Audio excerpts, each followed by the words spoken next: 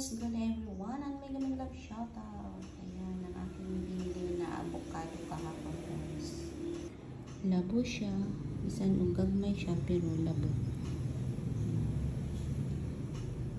Kaunta og salad. Ano siya guys, tapos meron din akong cucumber. Binalatan ko kasi iba ang cucumber dito, hindi katulad sa labas na yung mga mali. Ayun, update. Nilagyan ko siya ng konting asin and then magdagdag tayo ng honey at saka extra virgin olive oil.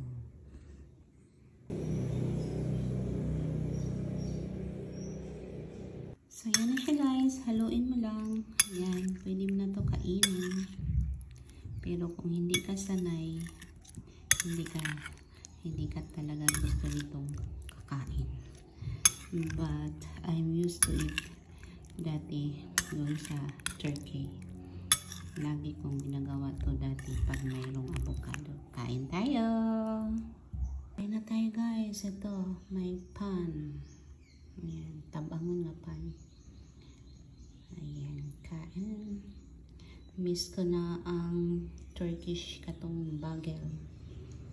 Ayan. Silami na siya guys. Ito slob yung pansa. Ayan, nahimong sauce. Ang olive oil o honey. Sa Turkey, simit yung kinakain namin kadalasan sa umaga pang breakfast. Ayan. Diba? Kain tayo!